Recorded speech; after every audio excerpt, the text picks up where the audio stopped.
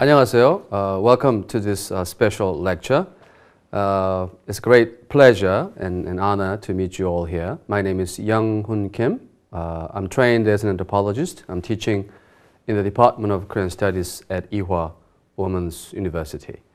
This is going to be a rather brief lecture about the topics of my research, and it has to do with the image of Korea and national identity and representation, visual representations. These are the key words associated with my research. Well, let's begin with the slides I prepared for this topic. So the main title is Images of Korea in Tourism Posters from 1970s and 1980s. Symbols of specific cultures or nation. Every nation has symbols and signs and icons.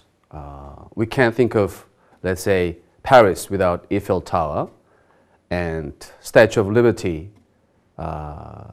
in the US, and also the Great Wall in China. So these are kind of major symbols represent those nations, and it has very strong influence these days. So I'm beginning from this very simple observation. I began to explore how those images were created and why those images were selected and how those images transmit certain messages.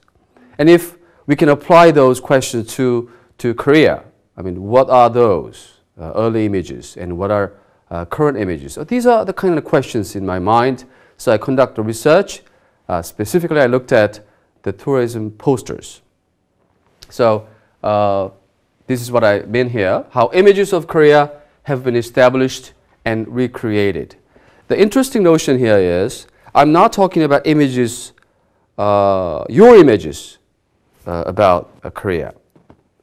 So images from outsiders, how we think or imagine a certain nation or group of people. Instead, this is kind of opposite direction, how Korea established their own image and how they represent certain image. So these are two different kind of process, and it could be very interesting to compare in these different contexts. But our focus is how Korea represent themselves. Okay.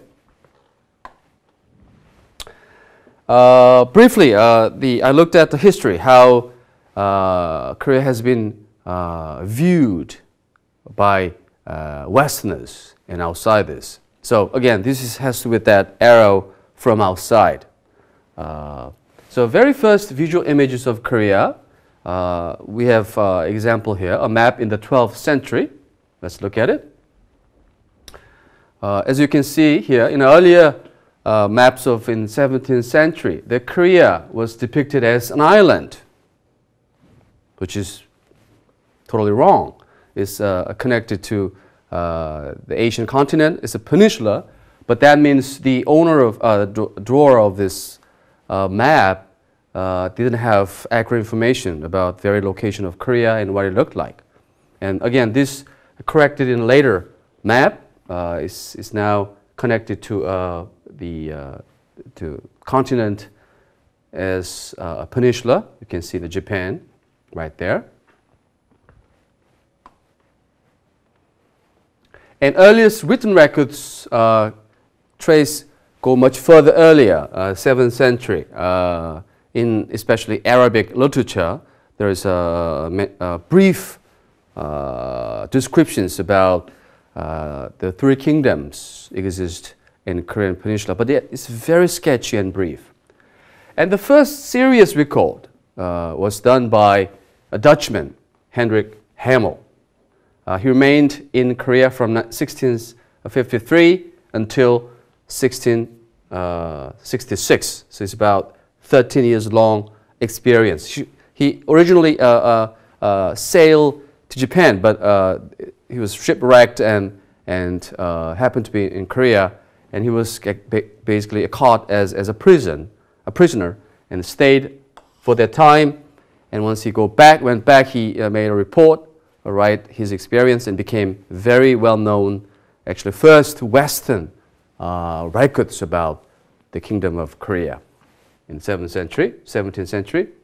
These are one of the Hamel's own handwriting.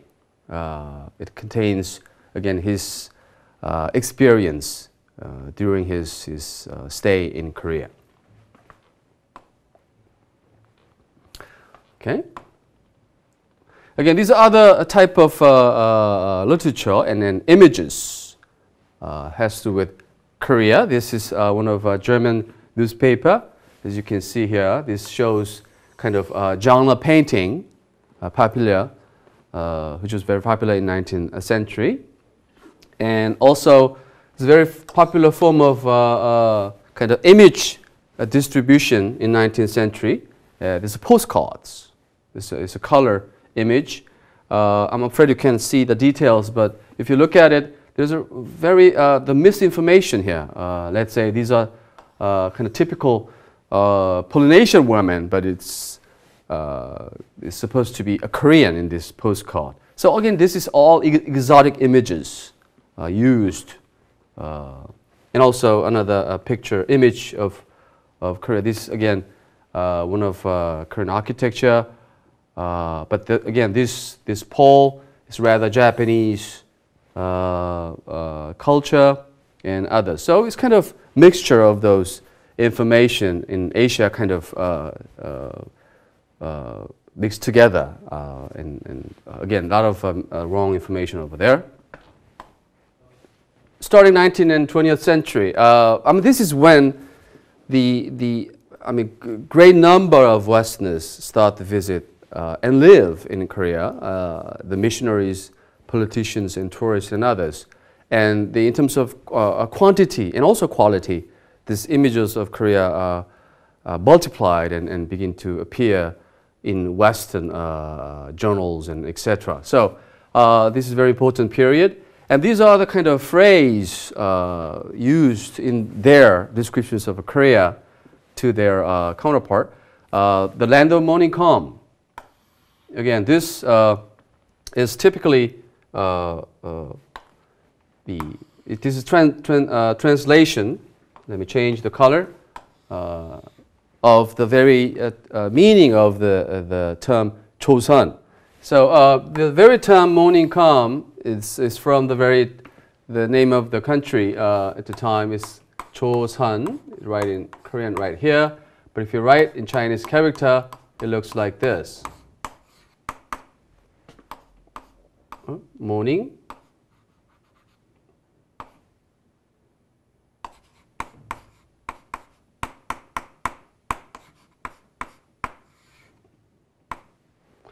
Morning freshness or calm.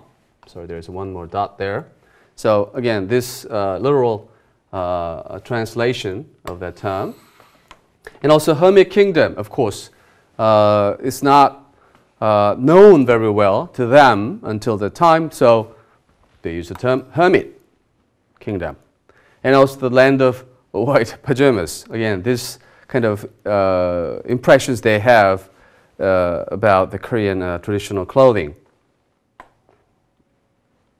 This is, you can see the Westerners reporter, I think, smoking cigar and drawing something on his notebook, and this kind of 19th century Korean kind of watching him and very curious about what he's doing. Again, this whole scene appeared in the journal The Graphic. I have the exact date here, 1895, October 27. So he's the observer and they are the observed. So they're hermit and probably the readers of the Graphic were surprised to see the whole events here. And again, it shows the picture of this market. There is a gate there. And also this picture and also this drawing. This is all white. wearing their costume here. And also it's very roomy. Again, it has with the floor sitting culture of Korea. So it's very roomy trousers. There's very interesting features. But again, this very color kind of impressed the early Westerners. So that's why Koreans start to be called, in a way, the people of white pajamas. Of course, these are not sleeping or sleeping wears. So, okay, so that's basically the historical background from 7th century, and also the early report by a Dutchman in the 17th century. I mean, these are kind of steps through which Korea became to be known to Western people. And now we change these discussions. Instead of talking how outsider view Korea as an image, but now how Korea represent ourselves to Westerners by creating certain images. So I looked at, as I said before, the specific tourist posters made by a Korean Tourism Bureau. And once these posters were made and selected, it's the source of wider distribution in postcards, of course, and also other general publications. And I looked at from 1973 until 1988, and only the prized selection of those posters I analyzed. Let me begin with the 1985 Grand Prize work. This is what it looks like. It's almost 24 years ago. As you can see, this is kind of a formation of Korean traditional dance called Buchechum. You can see the woman lining up. This shows actually the quarter of the formation. Actually, it's whole circles they form. And look at the visual descriptions here. They have this yin-yang symbols. They have these folding fans. And look at the faces of this dancer here. It's all red lips. And that's pretty much it. The rest of facial description is just nothing there. I mean, it's just so blank. So strong, very powerful red color, and also image of a traditional dancer. That's pretty much it. And so I just show the grand prize of 1985, but I realized after analyzing other posters at the time, that one of the biggest characteristics of this period is the strong utilization of traditional images of women. Let's look at it. So the femininity, that's the very interesting characteristics. Out of 57 posters, at least 29 contain images of women in part or in whole. First, the figure of bride. Tremendous amount of images of figure of bride. You can see, again, typical traditional bridal gown she's wearing. Again, the bride, married woman, kind of waiting for someone, of course, this case, husband or visitor, I guess. And this interesting use of, this continues. Again, the smiling bride behind this screens, again, smiling at you. What does that mean? Smiling at husband or visitor. Again, another very similar images repeats one after another. There's a Korea, there's the Buddha image, and there's the bride smiling and kind of half hiding, and but you can see easily the whole image. And also another popular theme of woman image here is dancer performing a traditional dance. A typical setting, as you can see, wearing a traditional dance costume, very colorful, the the folding fans. You can see these pictures from 1970s or early 80s, I guess. If you look at easily the costumes of these tourists and here their hairstyles, the Westerners sitting there. Again, this is a theater performance. It's group dances. You can see another examples. This will continue. There are a lot more, but I selected very few. Another very dynamic traditional dance form there. This again, this is the folding fan dance, which was very popular at that time and still is.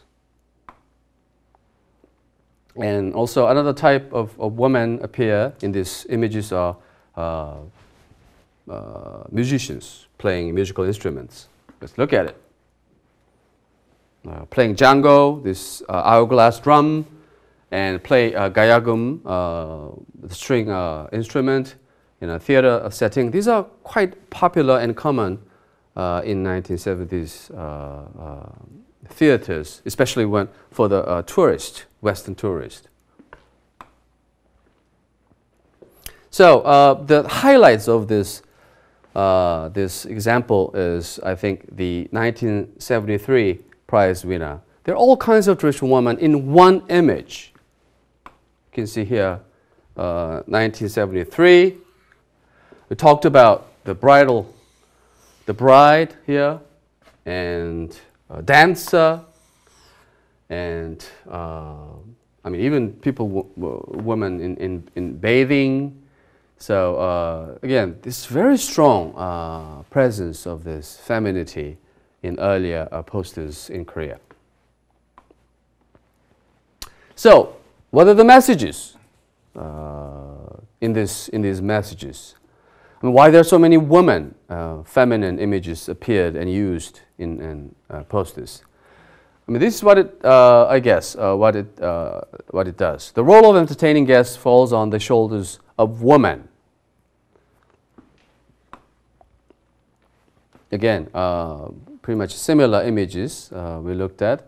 So they are the one who greet you and entertain the guest. And why they put this woman playing that role.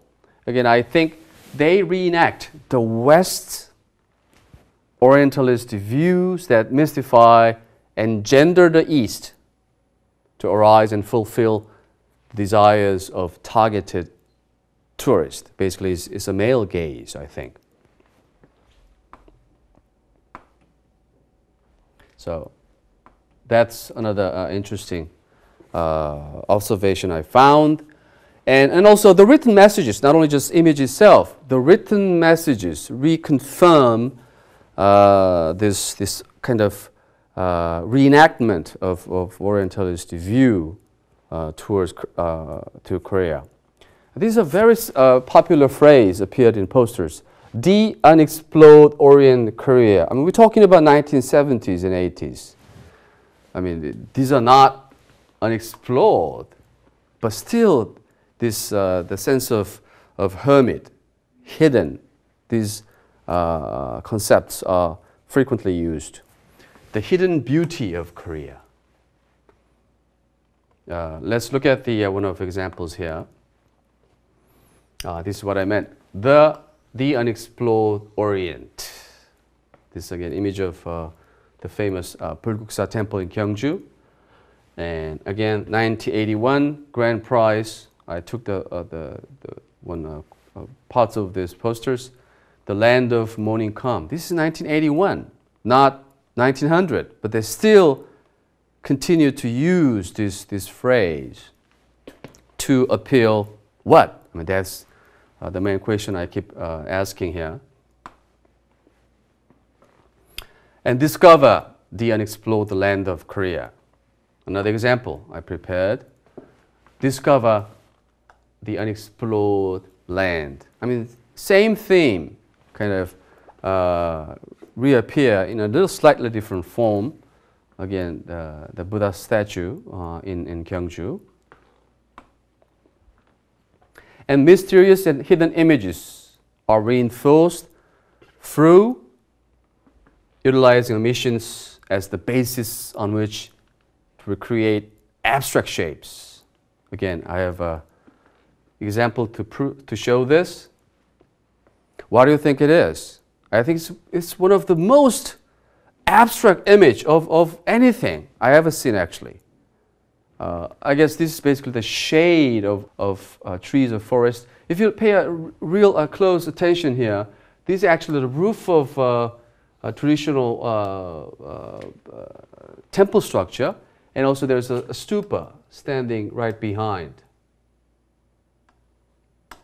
So roughly you can interpret this is a picture of a Buddhist temple in Korea, perhaps the Bulguksa in Gyeongju, but it's so abstract, and the effect of it is very clear. I mean, you feel what it is. I mean, curious, what's there?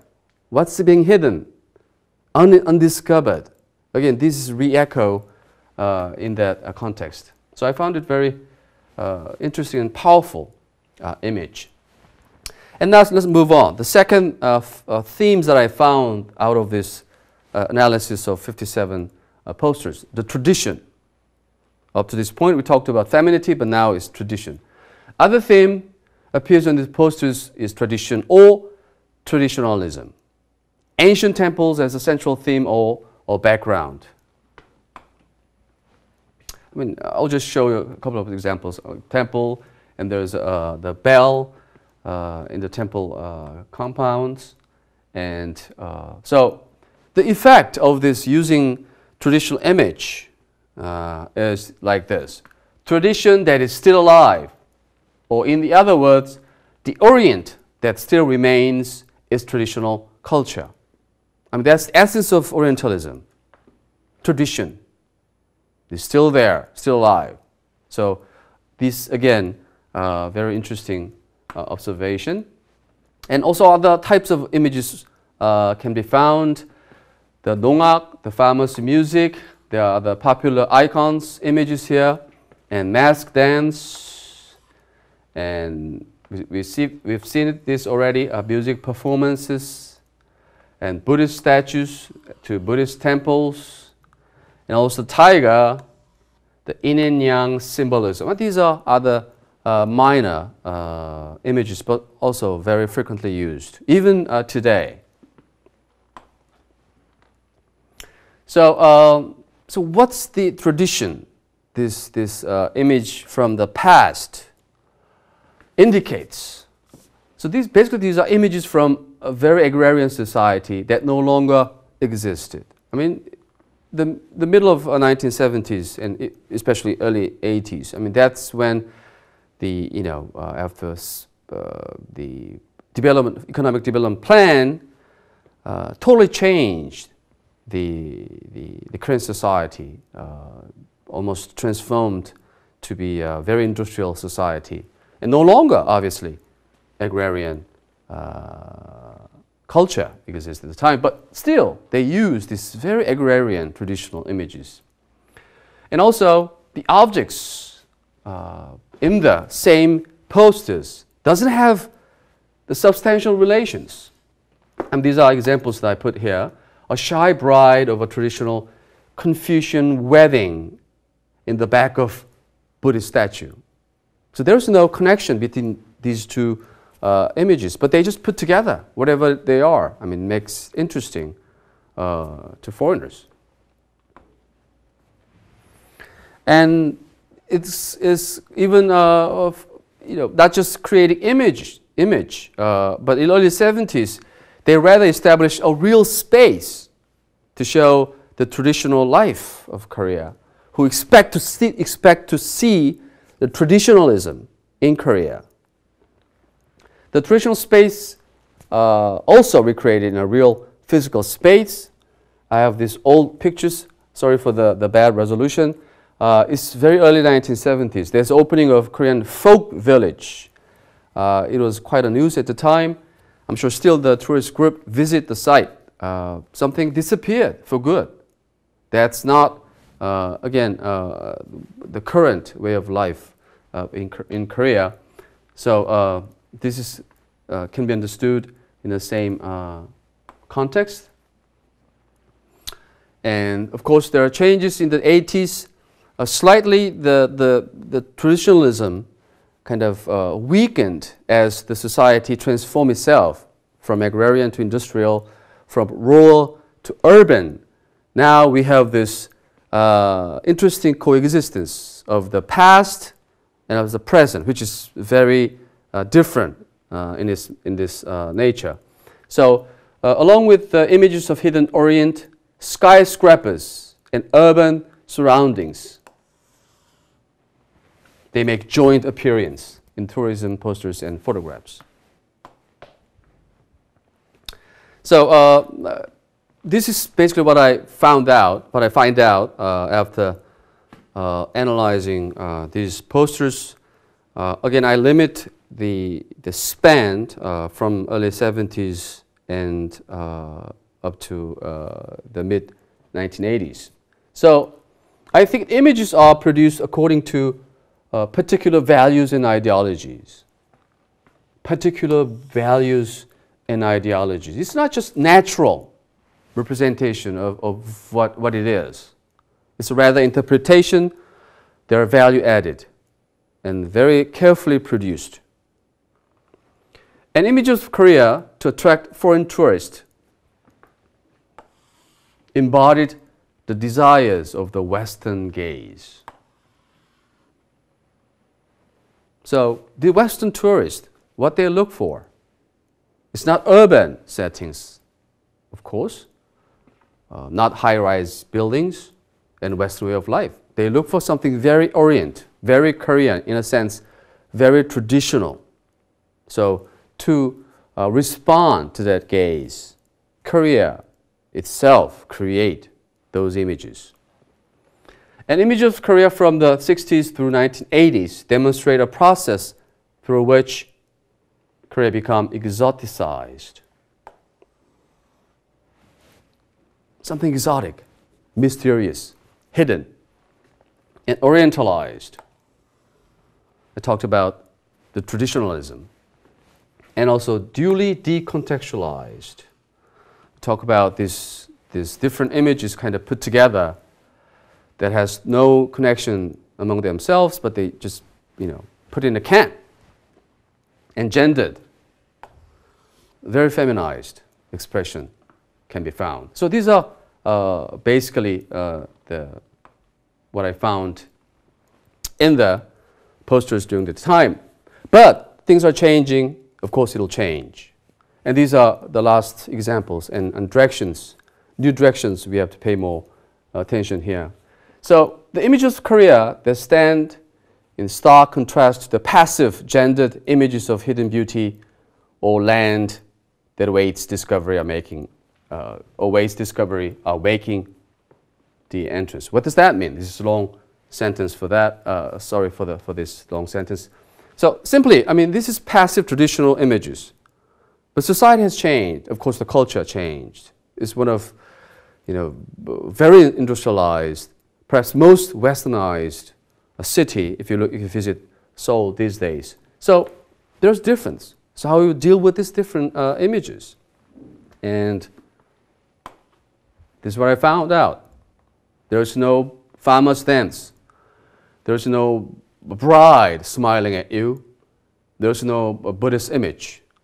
But this gave very strong impression to Western audience especially. I took this from 2002 World Cup soccer game. You can see the football cheering group called Red Devils, 붉은 악마 in Korean. They're wearing these very strong red color shirts, the facial paintings there, the parts of national flag, such a dynamic, which is very opposite to previous image of Korea. Now, this image are being copied and reproduced in so many different tourism posters and images. So again, how you understand these differences and how this evolution or change were made was very interesting, the point of my analysis. So basically, I'd like to end this special lecture by posing these questions. We looked at the past, looked at the earlier posters, The future task of deciphering how Korea is going to enter the 21st century remain before us. My following studies should be done to study, let's say, 1990s or early 21st century posters, and also this the process I'll trace in the future too. I hope you can think about the image of Korea by yourselves, and I hope this gave you an interesting look about how the images of Korea has changed over time. Well, thank you very much. 감사합니다.